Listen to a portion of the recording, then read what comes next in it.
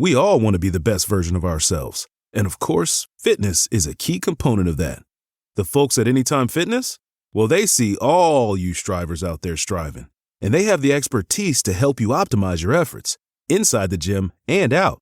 If you are actively pursuing your goal to be fit and strong, not just for bigger muscles, but for a bigger, better life, Anytime Fitness has everything you need to do just that. They have all the equipment you need, plus easy, anytime access to more than 5,000 global locations. Anytime Fitness helps you train to be a stronger, more confident, more badass version of yourself, with expert coaching to help you optimize your personalized training, nutrition, and recovery plan. Get started today at AnytimeFitness.com. That's AnytimeFitness.com. Welcome to the Pint Glass Football Podcast.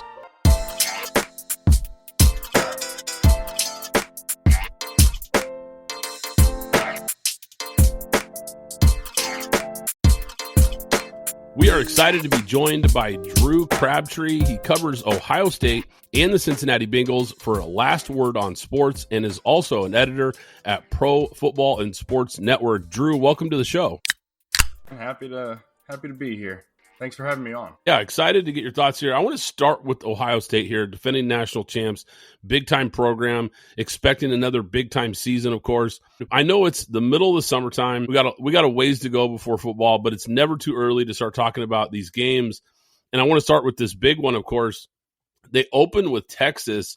I think it's likely to be the most highly ranked team to ever come to Columbus for a season opener, or at least that I'm aware of. How much could a win or a loss reshape the national conversation for both these programs right out of the gate with this big matchup? I think, at least for Texas, getting revenge for that Cotton Bowl loss is going to be massive to get them right on track and officially into the Arch Manning era. And also for Ohio State, assuming, because nothing has been official, it's the beginning of the Julian Sayin era. You know, the five-star quarterback transfer, sort of, technically, from Alabama, because that was a weird situation. He enrolled and then transferred after a couple weeks because of Saban retiring. But a win fully entrenches either team, honestly, as national title contenders from the jump. Obviously, they're getting into the season as probably two of the top 5 teams in college football, even with Ohio State replacing 14 NFL draft picks, plus Seth McLaughlin, so 15 guys to the NFL. It's going to be interesting because obviously that Cotton Bowl was about as evenly matched as you can get when it comes to two heavyweight blue bloods fighting it out. Obviously, Ohio State won by 2 scores, thanks to Jack Sawyer and that massive goal line stand there with the sack, scoop, and score. I think that a loss for either team obviously is not a death knell. Notre Dame lost to Northern Illinois at home, and they made it to the title game, especially with this expanded college football playoff. And now with the straight seeding, I think both teams, it's going to take probably 5 losses to knock them out of contention just because of that nice little patch that they have on their shoulder between the Big Ten and the SEC. So I think that it's going to be an awesome game. Obviously, yeah, it's going to be the most highly contested season opener, either on the road or in the Horseshoe. It would be nice if it was played at noon, or not played at noon, but this is going to be something that Ohio State fans are going to complain about until the cows come home. But I'm really looking forward to it because we haven't had Texas in the Horseshoe since the 2006 season, I think it was, because they did a home and home back then, and Texas came in and beat them. You mentioned the time. Is it just that they felt, the fans felt it should have been a primetime game? Is that what the pushback is on the time? Yeah, the thing is with, obviously, Ohio State fans are the most level-headed and the calmest out there in college football. And I love them so much, the the lunatic fringe. But when you have a matchup of this caliber of 2 probably top 5 teams, 2 blue bloods, it's going to be week 1. Naturally they're going to want a night game, and the fact that it's kicking off at noon, a lot of Ohio State fans are just annoyed with the Big Ten allowing Fox to just put it at noon. Obviously, the noon slot is their highest ranked slot. Even if it was the 3:30 slot on CBS, it's one thing. But the last game at the Horseshoe was that Tennessee game, and it was awesome. I was in the press box, and I could feel how hyped up the fans were. And that was even with Tennessee objectively having a large chunk of fans there. But getting a matchup like this at night in the Horseshoe, it would have registered on the Richter scale. But obviously, there's always going to be something that the beloved Ohio State fans are going to complain about in some way, shape, or form. Yeah, it almost should just be called Big Buckeye Kickoff, because that's really what Big Noon Kickoff has been. It's just been a nonstop slate of Ohio State games, it feels like. But look, that's the big brand, obviously, and with the contract with the Big Ten and wanting those big matchups. And I get it from that standpoint, but I'm with you. A night game in Columbus, Texas, it would have been electric. But I now want to talk about Ohio State's receiver room, because once again, this is the best group in the country. It seems like they have just been a factory for NFL wide receivers. What makes this group, led by Jeremiah Smith, obviously coming back, what makes this group so elite? They buy into everything that Brian Hartline is selling. Obviously, Hartline has now this laundry list of success stories. And, it wouldn't seem like much because Hartline was a good receiver at Ohio State, and then he had a nice little stint in the NFL, mostly with the Dolphins. One thing that you can obviously see is their attention to detail and route running. All these scouts are like, this guy's route running is polished. Chris Olave, one of the smoothest route runners that you saw coming out. Obviously, Emeka Egbuka this year. But he's able to build upon the foundation of he can bag these 5-star receivers and develop them into NFL guys, because anyone can sign 5-star wide receivers. I wrote an article, and there's like 12 wide receivers that were 5-star, and the only ones that ended up actually getting drafted, that were draft eligible, were from Ohio State. Anyone can recruit these kids. Not everybody can develop them. And obviously you can turn it on its head. Like Ohio State signed Jack Sawyer and Tui Moloau, and they ended up as day 2 picks.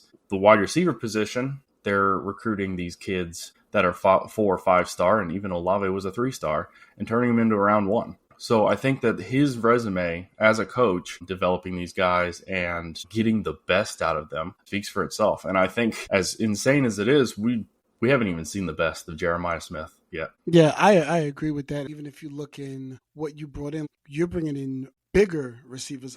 You got Quincy Porter this year, who's 6'4". Bogpin Miller's 6'4". You obviously have Chris Henry coming in next year, who's 6'5". So if you're talking about just the top, and that's just the top end, the 4 stars, the 4 and 5 stars that we're talking about. So you're talking about Jeremiah Smith at 6'3", Quincy Porter at 6'4", Chris Henry at 6'5", Bogpin Miller at 6'4". Like that. That's not just wide receivers. These are giants. And what we see from, like, remember when Alabama had their 3 or 4 pack, there was a couple of small dudes in there. They didn't have a Julio Jones. Now these guys are like grown men wide receivers. So it's a big difference in what we're going to see. And this quarterback is really going to be able to play a lot of jump ball should he see fit if the windows aren't open to a lot of these receivers. And I think the best part about what we're hearing from camp both last year and this year is Julian Sayin is being touted as by far the most accurate of the quarterbacks. They said it last year when Will Howard was there. Obviously, we saw a couple instances where Will Howard would throw it into traffic, and we'd be like, what are we doing, Will? Like, once a game, there was always one play that we're just like, you're too old to be making those mistakes. But with Sayin, at this point, like, the coaches are thinking that he can throw a football and tear the wings off of a fly flying across the field. He's got that pinpoint accuracy, and I'm interested to see how his arm strength is developed, because the little bit that we've seen, like at the spring games and whatnot, it looked like the throwing from the far hash was a bit of a weakness. So I'm definitely interested to see where that comes, because he doesn't quite have that size, that stature that Will Howard had. But he's evidently the most pinpoint accurate guy that Ryan Day has dealt with, and he's had C.J. Stroud. How do you think that affects the offense going forward? Obviously, Chip Kelly moves on to the NFL. Now you've got this new quarterback. And I was actually going to ask you about Julian Sayin and kind of what we can expect. And you kind of hit on that, very accurate passer. But how different do you think this offense looks going from a big athletic quarterback like Will Howard to Will Sayin here? How much change do you expect to see with that? So this is all predicated on whether or not Ryan Day is going to allow Brian Hartline to be the actual offensive coordinator. 2 years ago, he gave Brian Hartline the OC title and then took it right back right before the season. So I'm very interested to see where that goes and how much of Chip Kelly's system and Ryan Day's system affects what Brian Hartline wants to do. In terms of Sayin versus Howard, I imagine that it's going to be a bit more like the CJ Stroud offense, where they're not asking the quarterback to run. Like CJ Stroud, as we've seen in the NFL, which is the most frustrating thing in the world, he's got that athleticism. Yep.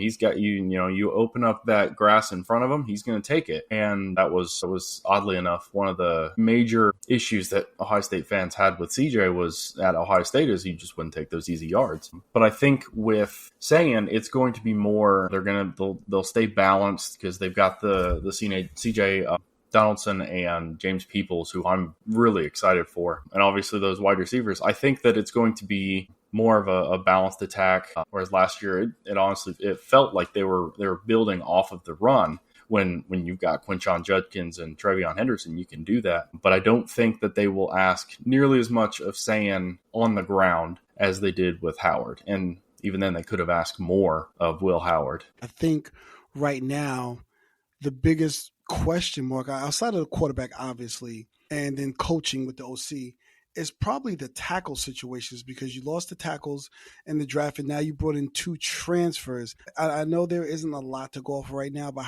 how's that offensive line coming together? That's one of the things that both sides of the line, honestly, are going to be under the microscope once they reconvene for fall camp. Yeah, Ethan Onyeonwa, I probably just butchered his name, Big E, as they called him. He looks like he's going to be one of the tackles. Philip Daniels is that other transfer tackle, but I think that it might be Austin Siereveld that takes over at right tackle, because he was the one that plugged in last year with all of those injuries. He played left guard, he played right guard, he kicked out to tackle a couple times. And then that left tackle will probably be Big E with Carson Hinsman at center back where he was. That's one of the things that they like to keep close to the chest, oddly enough. And I'm definitely interested to see where the new offensive line coach, Tyler Bowen, takes them, because already it seemed like he's got a different kind of juice to him, a different kind of energy. He's got the recruiting energy already. I'm very interested to see what Tyler Bowen is going to do with this offensive line, because I think it can be really good. I think it can be just as good as last year. But the tackles, 2 transfers, and I think Austin Siereveld are going to be something to watch as fall camp kicks off. What about the defensive side of the ball? Obviously lost some really good players on that side of the ball. They bring back Caleb Downs, maybe the best player in the country. Obviously, there's still a lot of talent on that side, but what can we expect from this Buckeyes defense? I think that it's fair to expect a little bit of a drop, just because Jim Knowles' defense plus all of the lost guys. At the same time, they tend to recruit defense really, really well. They've got some dudes at every level, and it's going to look like they're just reloading. Obviously, there's Caleb Downs, who's I can contend that he's the best defensive player in all of college football as a safety. Like he has the opportunity to be the top non-quarterback taken in next year's draft. But the biggest question to me is going to be that defensive line. They're replacing 4 dudes, and 3 of which were great. The biggest question is going to be how they replace those guys. I think that a guy like Edric Houston is going to become this year's breakout player. I'm very high on him. He got significant snaps last year as a true freshman, and it wasn't like just in mop-up duty. He was in there in the college football playoff getting snaps. Both of the edge positions, they took in a couple of transfers to go with Kenyatta Jackson Jr. and Caden Curry, who both flashed when they had their opportunity. One thing that it will be interesting is if the rotation is going to be more of like a liberal rotation where they're getting plenty of guys snaps, or if they're going to be pretty entrenched and this is our starting 4 between Curry, Kenyatta Jackson, Houston, and then probably Caden McDonald at the other D-tackle spot. So Ohio State Athletic Director Ross Bjork made headlines recently saying that he wants to eliminate the December transfer window. Do you agree with this stance there, considering how it affects teams that are still competing for titles? It's such a mess, honestly. I don't think there's a good answer, especially when you remember that these kids are at least still in name in name, they're students. They have to figure out their enrollment situation. I think that one transfer portal window is probably the best when it comes to like logistics, but having the portal open while bowl games are going on, especially while the college football playoff is going on, it's a mess. It's also a massive distraction because you're gearing up for this massive matchup, and then all of a sudden your starting right guard is off to the transfer portal, for example, or something like that. And then, of course, for smaller teams, it's the bowls outside of the college football playoff have already lost all of its meaning, and now some with players transferring or opting out for the NFL draft, which I don't blame them. But one window is probably for the best. Obviously, the issue that you run into is if you do the transfer portal for 2 weeks after the national title game, you've already started your spring semester for school.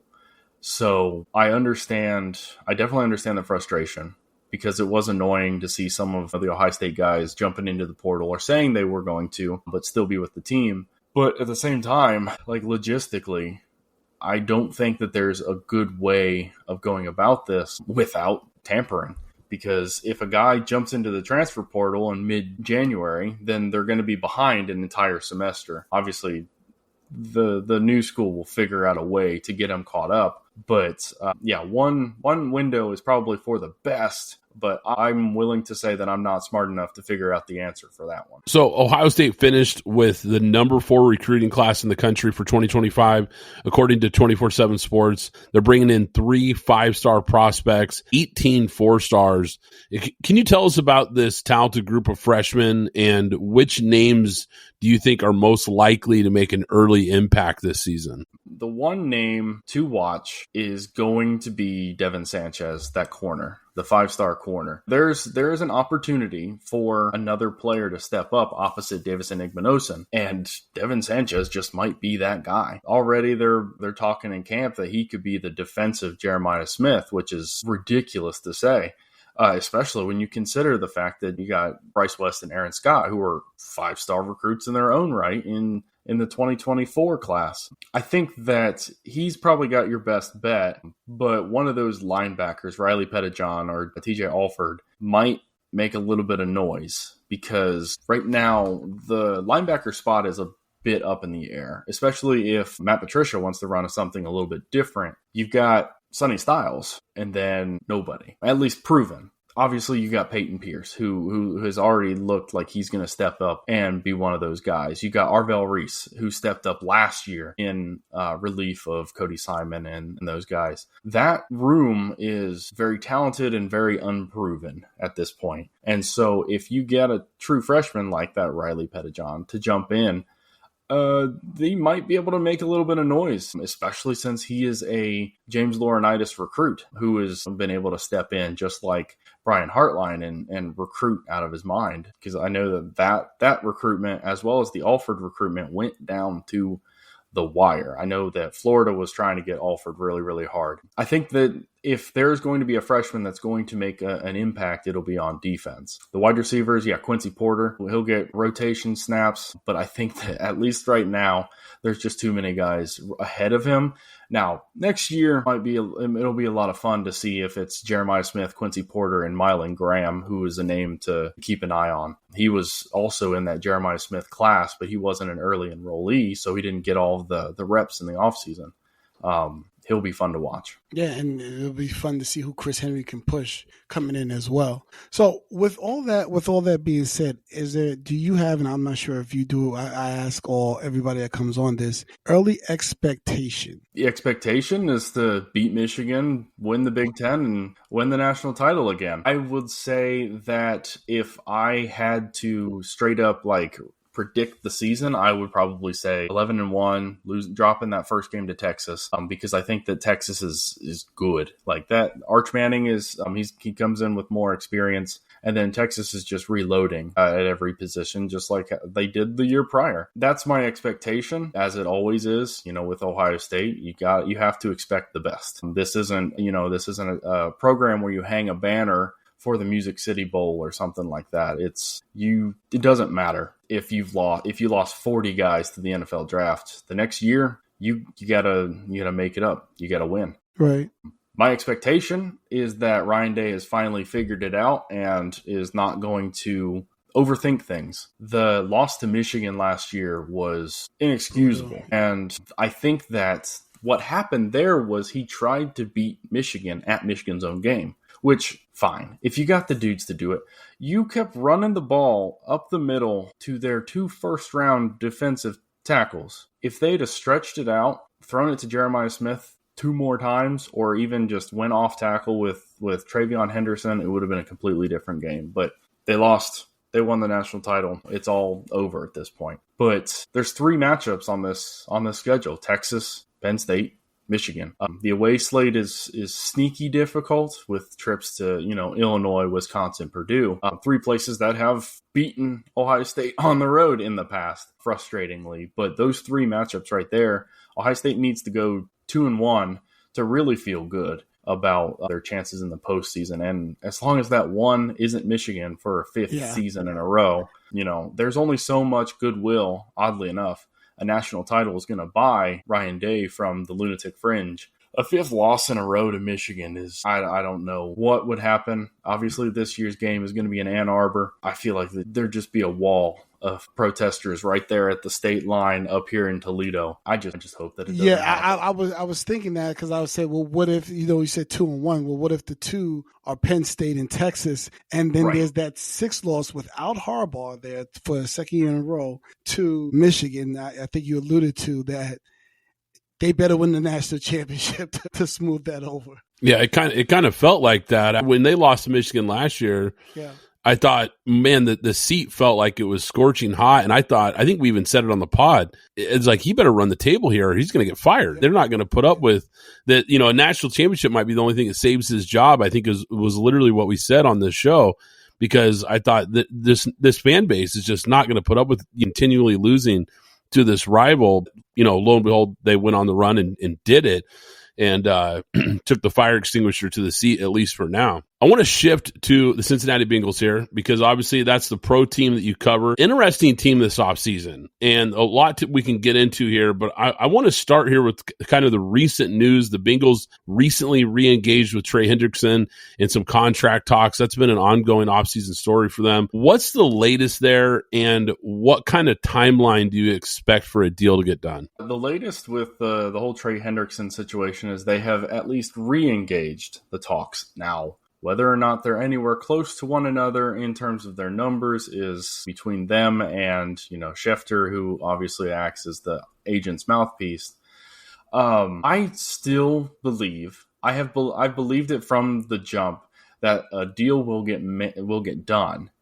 The problem is that, just as Shemar Stewart said with all of his nonsense, the Bengals focus more on winning arguments or winning negotiations than they do winning football games. It's the same gripe that I have with the Cincinnati Reds. And the thing is that they notoriously overvalue their players when it comes to if they're trying to trade them, but they severely undervalue them when they're trying to pay them. I don't understand. It took Jamar Chase strong-arming them and saying it's either me and T or it's neither of us to get T. Higgins under contract. I don't understand. I'll never understand why they were so hesitant to sign T. Higgins. I understand that having so much money tied up in those 3 players, Burrow, Chase, Higgins, isn't ideal. The easy way to combat that is to hire more than 2 scouts and actually have a real scouting department in the modern NFL. But that's its own issue. I still think that Trey Hendrickson gets re-signed or extended. It wouldn't surprise me if it's only 2 years. I think that Trey is probably looking for as many years as humanly possible just so that he can have that security. I do think that his agent isn't doing him any favors in general, because obviously he signed that 1-year extension, which went through this year, last offseason. And why? I don't understand why you would do that. It's just 1-year deal. So I do think that a deal will get done. I think that the Bengals really need to just swallow their pride and take care of it. I do understand that the cliff when it comes to aging edge rushers is steep, and Trey is now on the wrong side of 30, which the Bengals notoriously do not like paying guys when they're past that 30th birthday. I do expect the deal to get done. And if we're going to see this drag out, I wouldn't be surprised if it goes into the preseason, which is going to be the most annoying thing in the world because he's going to have to ramp up and be ready for week 1 at Cleveland. You alluded to Shemar Stewart, which is another story unto itself with what they're doing in terms of this language wasn't in any of the previous, I believe, 5 rookie contracts, and now all of a sudden they're doing it with him. I don't understand why they're doing it with him. Me and Brad, though, we may not have liked the player so much, but we didn't hear any character issues that would cause this to even come up in the first place. So have there been any inclination of why the Bengals are doing this? I don't understand it either, honestly. I don't understand it. Nobody that I talk to, listen to, read understands why they're digging so hard into this issue. If there are concerns about whether or not he's going to be able to produce because he wasn't able to produce at Texas A&M, why did you draft him 17th overall? That would be my question. You drafted him 17th overall because you think that he is the 17th best player in the draft. There's a reason for that. So trying to add this language that nullifies future guarantees if he screws up off the field or whatever is asinine. Because, like you said, I don't think that it doesn't seem like there are any character issues. We're not looking at another Jermaine Burton or Jackson Carman. He didn't produce in terms of like sacks and so on at Texas A&M. But if that was your concern, why did you draft him there? That's my whole thing. And like this just seems like the dumbest fight that they're picking, because obviously they didn't have it with Amarius Mims, who came into the league beat up because he was dealing with his injuries. I would understand if they tried to put that language in there if he missed 10 games in a season or something like that. It doesn't make any sense to me. I didn't like the pick, but at this point, there's no point in squabbling over it because it's done. He's a Bengal, or at least he will when he signs. But they just need to get this done because it's just making things so much more difficult, especially with the Trey Hendrickson stuff, because now you're looking at the 2 best edge rushers on the team are not practicing. You got Joseph Osai and you got Myles Murphy, neither of which have been able to play up to the hype that was surrounding them when they picked. I loved the Joseph Osai pick, and it hasn't panned out yet. I didn't like the Myles Murphy pick, and we're still dealing with that. But trying to add this language just seems like they are, as Shemar said, just trying to win arguments instead of win football games. Yeah, and I think it's really damaging, like you said, for not only this defense going into the season, but I think it's really damaging for his development as a young player and learning this new scheme and being ready to go for week 1. So, yeah, not an ideal situation at all for the Bengals in that regard. So speaking of rookies, though, what have you seen so far from the Bengals rookie class, obviously outside of Stewart? Who has you excited in this class? The two guys that I'm excited for are the 2nd and 3rd round picks. Demetrius Knight, who, I didn't like the pick because he's a 37-year-old linebacker, but the guy has the intangibles that you want, especially as a leader on defense. When you place him next to Logan Wilson, I'm going to be a lot more confident in that part of the defense because, they got rid of Jermaine Pratt, who, while he was a leader and he did lead them in tackles, he also led them in missed tackles. But Demetrius Knight, when he gets signed, I'm very interested. And then Dylan Fairchild. It looks like, as of right now, he's their left guard. Personally, I would probably put him at right guard and then let Cordell Volson and whomever battle it out, because I really don't want to see Cody Ford or Lucas Patrick at right guard. But that's, it is what it is.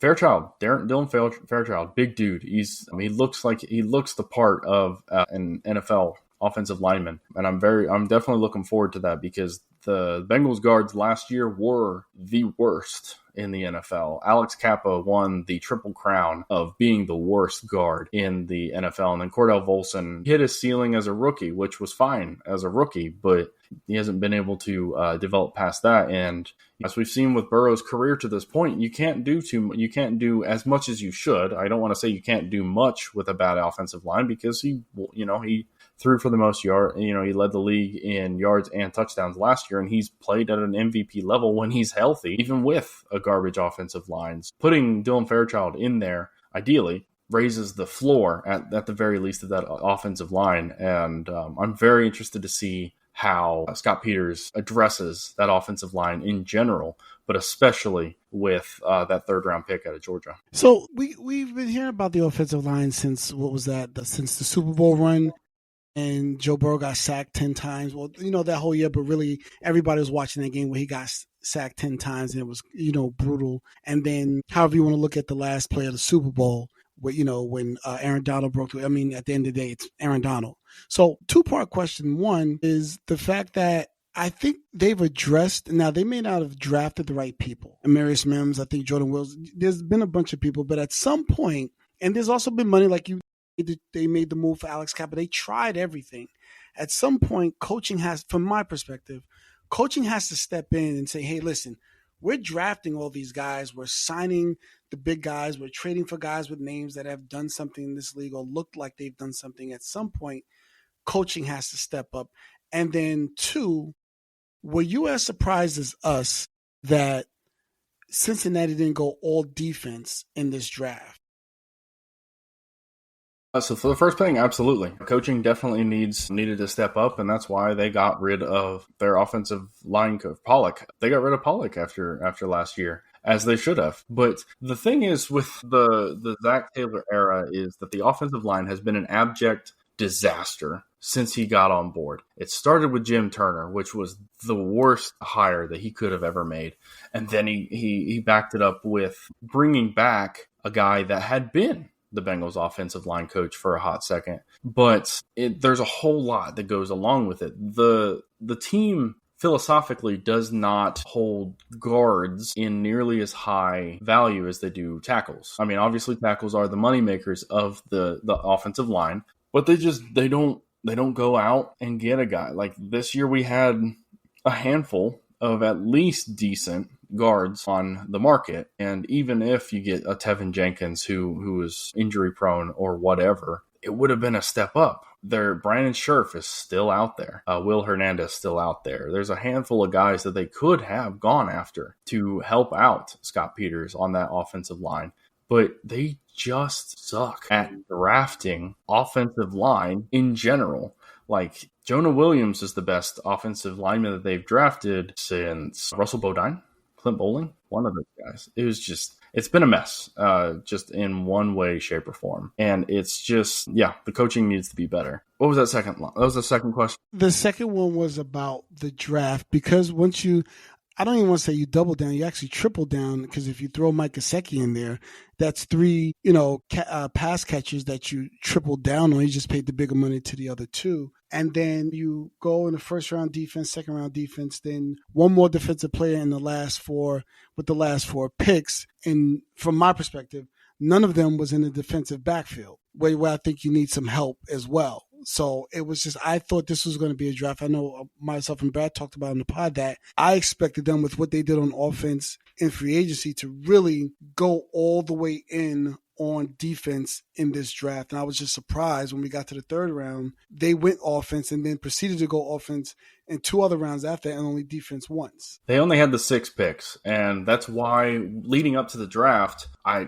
knew that Shemar Stewart was going to be on the board. And I'm like, I swear to God. But when they got to that pick, I was crossing my fingers. I'm like, the drop off of who I wanted at that point was already, for the most part, gone. Trade back and accumulate more assets, and they didn't do it. They stayed pat. Same thing in the second round. They could have traded back and still got Demetrius Knight, etc., etc. On draft weekend, it didn't surprise me all that much when they at least went and got a guard. It surprised me a little bit that they got the running back. It didn't surprise that they double dipped on offensive line with Jalen Rivers from Miami in the 5th round, and then they got Taj Brooks at running back, which was a little bit surprising. They had an opportunity, like I said, to go get a couple of veteran guards and then load up on defense, because that defense was awful. It was atrocious. But you got to look at the coaching, because all 11 guys that are anticipated to start, if you add Shemar Stewart in there, were premium picks. They were first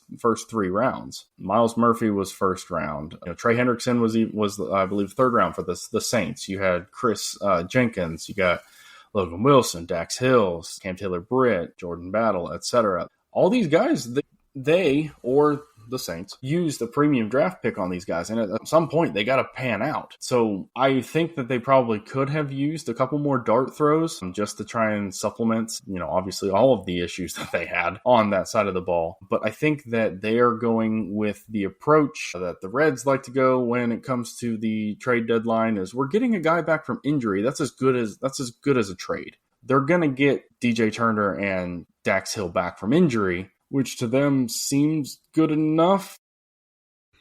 Dax Hill was playing really well before he got hurt. Like he's hitting his stride as a corner. That's another drafting malfunction. They drafted a guy and they didn't know what to do with him. They drafted him at safety, and then they're going to move him all around the field. Now he's playing corner, and then he got hurt. They don't know what to do with him. I don't think they know what to do with Miles Murphy, to be honest. The thing is with the Bengals, for me, is they need to modernize what they do when it comes to scouting. They don't have very many scouts. Right. They have a tiny scouting department. They lost one of their scouts. They hired two. So I think that brings up their grand total to 3. And like in all my time at the Horseshoe, I don't think that I saw a Bengals scout at any of the games. It's just they need to do a lot of things when it comes to catching up with the rest of the league, but especially when it comes to scouts and college scouts, because you can draft guys with high RAS scores. It doesn't matter if they can't play football or if you can't develop them into good football players. So I'm really hopeful that Al Golden is able to take advantage of this, because Lou Anarumo, it seems, was really, really good at getting the most out of his free agent veterans. But when it came to the young guys, it wasn't there for some reason. Yeah, no, you've mentioned coaching a few times. Pro Football Focus recently put Zac Taylor on the coaching hot seat list. No playoff wins since 2022. In your opinion, how hot is Taylor's seat really? Well, for me, it's a question of should he be and is he? Should he be? Yeah, absolutely. You've wasted plenty of Burrow's fantastic seasons. Last year, that offense was one of the best, if not the best in the NFL, but the defense was pathetic. I have said that Super Bowl loss has bought him a decade in Cincinnati. I would be surprised if it's a situation where they ever let him go, barring multiple really, really, really bad seasons. I think it'll be one of those Mike McCarthy, just let your contract expire when it's over kind of thing. Because like Zac Taylor, the person, is great. Like he's an awesome person for the city. He's a great leader of men. When it comes to being a football coach, not quite. So while his seat should probably be pretty warm, and if they miss the playoffs again with 17 games of Joe Burrow and Jamar Chase, that should at least be a conversation. I don't anticipate it, because you can lean back on, 2020, we were still rebuilding and Burrow got hurt. 2023, Burrow got hurt. It's like, yeah, at a certain point, Burrow getting hurt sucks, but you still went 9-8 in 2023, and then you went 9-8 last year with the best quarterback and best wide receiver in football. There does call into question his ability to fill his coaching ranks. I think this year is going to be crucial. If that offensive line isn't improved, if that defense isn't improved, then we can really call into question it. But I don't anticipate Zac Taylor being fired anytime soon. It's just not the way that the Bengals do. They gave Marvin Lewis 7. So, Drew, I have been saying this about Ohio State quarterbacks ever since Brad has known me. I said in the 100-year or however long Ohio State has been in existence, until 2 years ago, they had never put what you would consider a successful quarterback in the league until C.J. Stroud. And as storied as that school is, you get your Mike Tomczaks and whoever else you want to name. So what happens at the quarterback position? Because we know Chris Carter, we know Eddie George, we know the Bosas, we know Denzel Ward, we know all of the other guys, the offensive linemen. What has happened for the existence of this school between then and CJ Stroud, what happened at the quarterback position that there hasn't been one until him? It's a perfectly fair question because prior to CJ Stroud, they won 8 national titles. They're top of the winning percentage. I think they recruited guys that just would do their system right. Because obviously Woody Hayes was not slinging the football. Earl Bruce, not slinging the football. John Cooper, hardly slinging the football. Tressel. It took until Troy Smith and Terrell Pryor for Ohio State to really be getting those guys at the quarterback position. So it doesn't surprise me, honestly, that Ohio State really didn't have anybody do well in the NFL. Obviously there was Art Schlichter, who had an opportunity that squandered. Yeah, he had that opportunity, but he couldn't. And then obviously with Troy Smith, he won the Heisman, and then he went in the 7th round, and then nothing happened. We all know about Terrell Pryor, who I do think he was a little bit ahead of his time, just like Troy Smith was. But it boils down to, at least for me, that Ohio State quarterbacks up until Fields and Stroud, they weren't asked to do all that much until Urban Meyer came in with JT Barrett. But there's only 32 teams in the NFL. It's hard to get an NFL worthy quarterback, and even if he's a backup quarterback, it was all about, to me, that wasn't something that they cared about, was finding a guy that can elevate you, like an Eddie George at the running back position, or then obviously all the wide receivers and so on. I thought that Dwayne Haskins could have had an opportunity, and I think that him getting drafted by Washington was legitimately the worst case scenario. Yeah. Because Jay Gruden did not want him, and it showed. There were immaturity issues, but he was obviously talented. And Stroud lightened it up. I still believe in Justin Fields, and it's still really, really confusing that he's a bad NFL quarterback right now. It's just so confusing because of how good he was at Ohio State. But yeah, up until Urban, they didn't have guys that they expected to elevate the program like they did with all those other positions. Well, guys, once again, we've been excited to be joined by Drew Crabtree. He covers Ohio State and the Cincinnati Bengals for Last Word on Sports. You can go check out his work there. He's also an editor at Pro Football and Sports Network. Drew, appreciate your time, and thanks for coming on the show. Thank you guys so much for having me. Thanks for listening to the Pint Glass Football Podcast. Be sure to subscribe and follow us on Twitter at PGF Podcast.